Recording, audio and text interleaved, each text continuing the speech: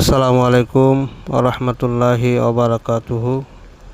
প্রিয় ভাই ও বোনেরা, সকলে কেমন আছেন?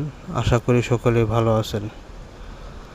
তো আলহামদুলিল্লাহ, আমি আপনাদের সামনে আজকে যে ভিডিওটা আমি উপস্থাপন করব, এটা খুবই গুরুত্বপূর্ণ।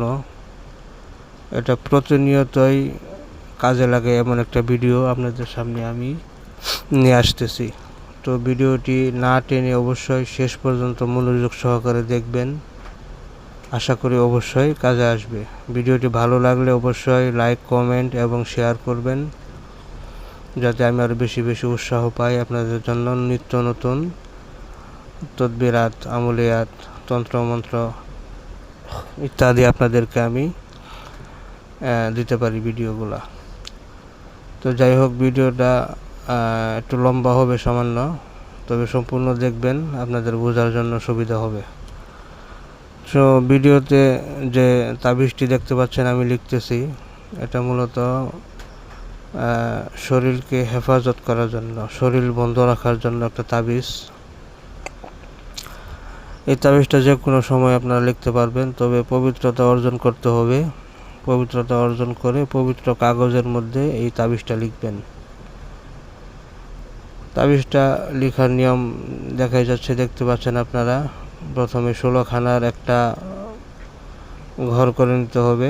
তো ঘরের চতুর সাইডে, 4 সাইডে লিখতে হবে প্রথমে বিসমিল্লাহির রহমানির রহিম, তার নিচে লিখতে হবে লা ইলাহা ইল্লাল্লাহু মুহাম্মাদুর রাসূলুল্লাহ, তার নিচে লিখতে হবে বিহাক্কে ইয়া জিবরাইলু ইয়া বুদ্দুহু, তারপর বিসমিল্লাহ, তারপর কলমা শরীফ, তারপরে ইয়া মিকাইলু বিহাক্কে ইয়া বুদ্দুহু।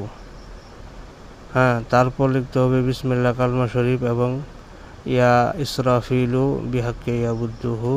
চতুর্থ নম্বরে লিখবেন ওই বিসমিল্লাহ এবং কলমা শরীফ, তারপর লিখতে হবে ইয়া আজরাইলু বিহাক্কে ইয়া বুদ্দুহু। এই চারপাশে 4টে লেখা হয়ে গেলে তখন ওই মাঝখানের ঘরগুলি আমি যেভাবে আরবি সংখ্যা দিয়ে আমি পূরণ করে দিয়েছি, এইভাবে আপনারা পূরণ করে নেবেন, তাহলে একটা নকশা তৈরি হয়ে যাবে।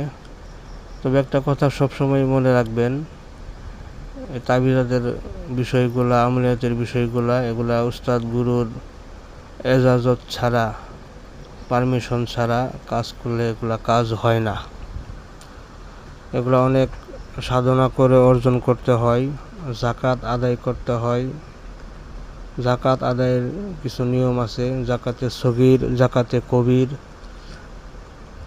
যেমন প্রথম উপরে যে তাবিজটা, এটা কেউ যদি 41 দিন পরিমাণ 41 বার করে সকালে ফজরের পর এটা লিখে আটার গুলির মধ্যে ভরে এটা যদি নদীতে মাছকে খাওয়ানোর উদ্দেশ্যে দেওয়া হয়, তাহলে একটা সাধারণ একটা যাকাত আদায় হয়ে যায়। তো ওই ব্যক্তির হাত দিয়ে যদি লেখা হয়, তাহলে এগুলা অনেক শক্তিশালী, পাওয়ারফুল কাজ হয়। আর কেউ যদি যাকাত আদায় না করে, তাবিজ এগুলো আসলে এগুলো হরফ, কোরআনের আয়াত, হরফ, এগুলো দিয়েই লেখা হয়। বাকি সমস্ত কিছুর মালিক হচ্ছেন আল্লাহ। আল্লাহর উপরে বিশ্বাস করতে হবে, তাবিজের উপরে নয়, তাহলেই তাবিজ কাজ করবে। আপনি যদি আল্লাহর উপরে আস্থা না রেখে তাবিজের উপরে আস্থা রাখেন, তাহলে শিরিক হবে, এই তাবিজ আপনার কাজে আসবে না, তাবিজ কোনো কাজ করতে পারবে না।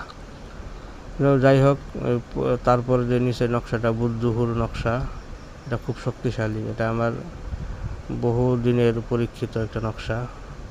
এটা বিভিন্ন কিতাবে পাবেন, কিন্তু হয়তো আপনি কোনো সময় এটা এরকমভাবে জোরালোভাবে এটা দেখেন নাই বা কোনো কাজ করেন নাই। আর যারা নতুন আছেন, যারা এই লাইনে নাই, তারা অবশ্যই যেভাবে লিখছি সেভাবে লিখে যদি কাজ করতে পারেন, তাহলে অনেক উপকৃত হতে পারবেন।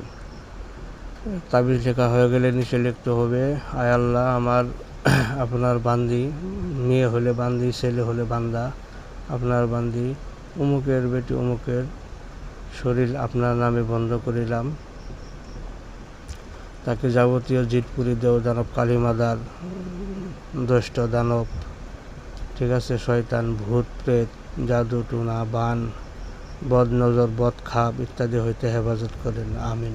ঠিক আছে, এইভাবে আপনারা লিখে শেষ করে দিবেন। তারপর এই নকশার ভিতরে এই শনি মঙ্গলবারে আপনারা উবুত ন্যাংরা বা আপাং গাছে উঠাবেন। উঠানোর পরে সামান্য একটু শিকড় এই তাবিজের মধ্যে দিয়ে, কবজের মধ্যে দিয়ে তাবিজে পুরে ছেলে হলে ডান হাতে, মেয়ে হলে বাম হাতে ব্যবহার করবে ইনশাআল্লাহ। যাবতীয়